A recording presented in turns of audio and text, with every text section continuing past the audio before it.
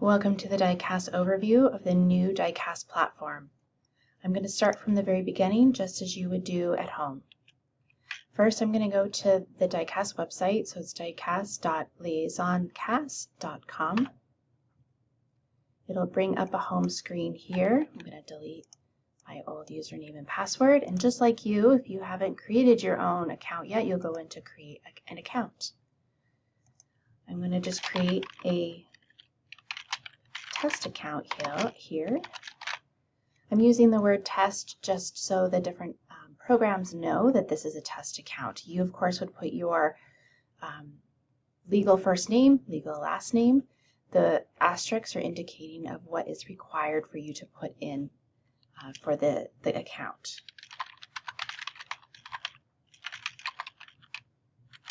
And put in an email address that you will want to use throughout your entirety of this application process. So I would encourage you to use an address you know you're going to have even after graduation.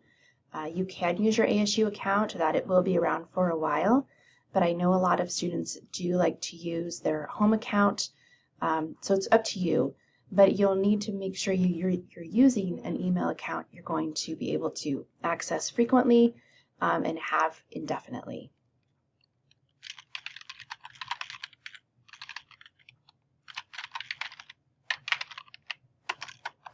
Okay.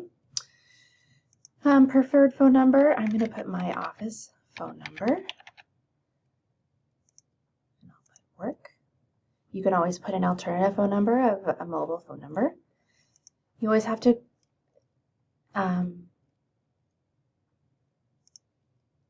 you have to have something that's enabled for text mode, and I can actually get text, so we'll say that's mobile.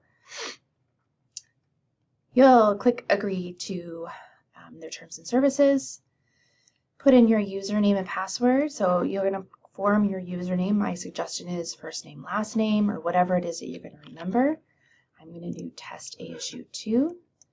I'll put in a new password.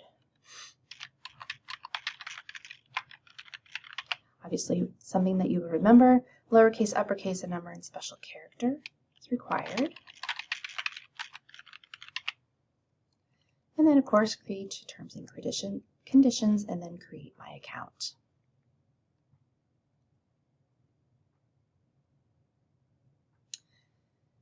It's obviously having to think a little bit. We'll wait here for a moment. And I do this, I wanted to show you from the very beginning because this is important. For those of you who are completing a DPD program, so if you are in the ASU Bachelor's of Science in Dietetics and you are earning a verification statement, you are going to click yes here. If you are a potential online student and maybe you're applying to graduate programs that do not require a verification statement, you would click no.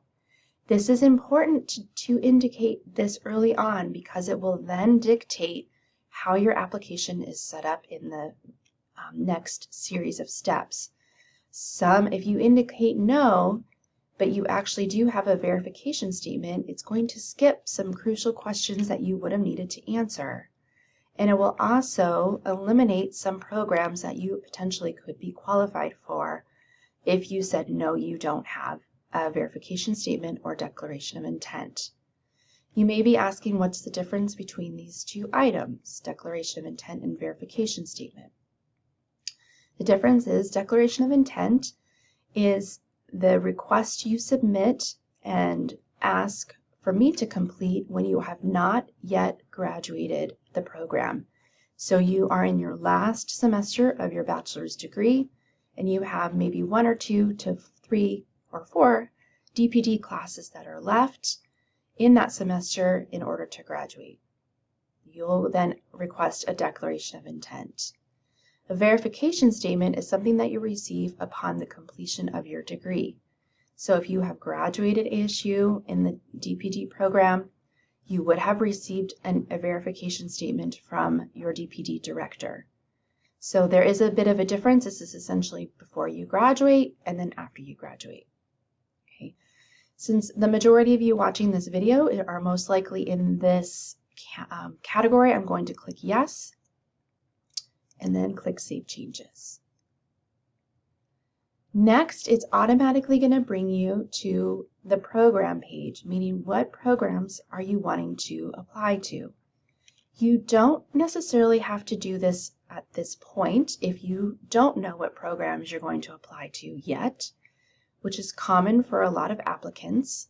If that is the case for you, you can say skip for now, and you'll be able to come back and add programs once you determine where you want to apply.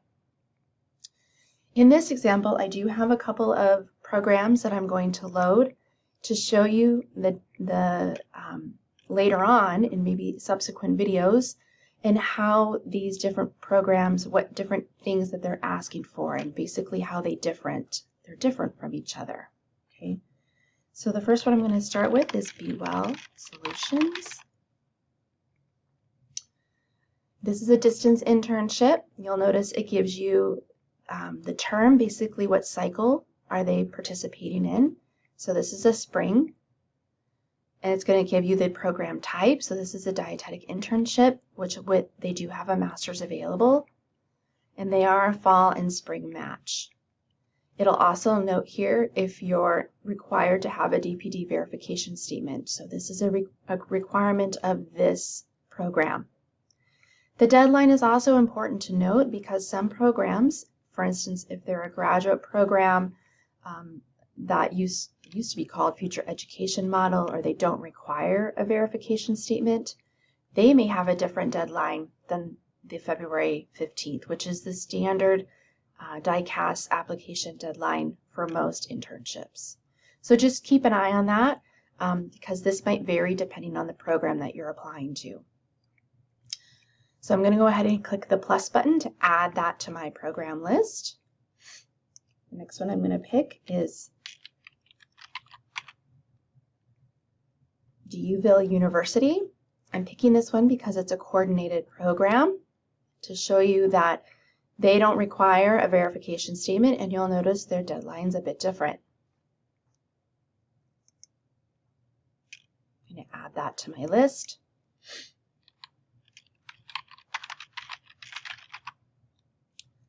Now I'm going to pick Rutgers, and I'm going to pick the MS in Clinical Nutrition. You'll notice this is a Future Education Graduate Program, or they're known as GP. They have a master's associated with it, and you'll notice they don't participate in match. They do accept verification statements, but they're not required, and they still follow the same due date. Go ahead and add that to my list. And last but not least, I'm going to add our Arizona State MSDI. Okay, so you'll notice it's listed as a dietetic internship. It's a spring match, and they follow the same date. Verification statement is required, meaning verification statement is required upon starting. So even if you're a declaration of intent, you are still eligible to apply for these programs. Go ahead and click Add. And now that I have my 4 different programs, I'm going to click Continue. This automatically shows me how much I'm going to owe once I submit these. And it's going to show you your status or progress of completion for each of these applications or each of these programs. If you decide, oh, I didn't want one of these, or I accidentally selected one that I no longer want to apply to, you have this nice little delete or trash can icon you can click, and it will remove that application from your profile. So I'm going to go ahead and click Continue to my application. There are 4 areas that you will need to complete. The easiest and I think the quickest area is this personal information. So that's what we're going to complete in this video. It has biographic information, so your first name, last name, asks a couple different things. If you maybe have a maiden name or an alternate name, if you have a different name you like to go by, gender identity, pronouns, and your date of birth. Contact information, so you'll want to list obviously your contact information, street address, and so forth.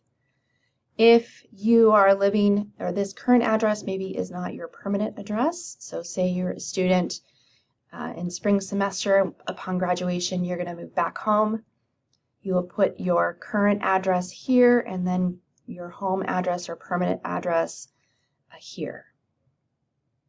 Email, again, this is the email that you would want to have, you're going to check on a routine basis. You'll notice it's already filled in with the email that you utilized for your account.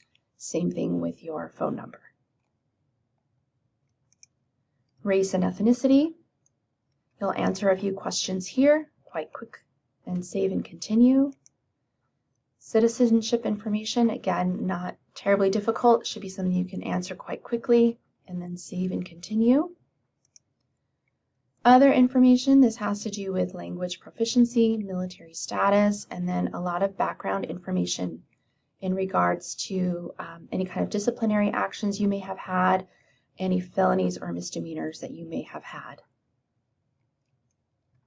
And then last is your release statement, basically saying everything that you're going to submit in this application is true and complete to your understanding and best ability. So you'll click all of these agree buttons and save and continue when you're done. Upon that, when you're completed, you can go back and click to My Application, and this whole section will then turn green, and it'll show you 6 out of 6 sections completed.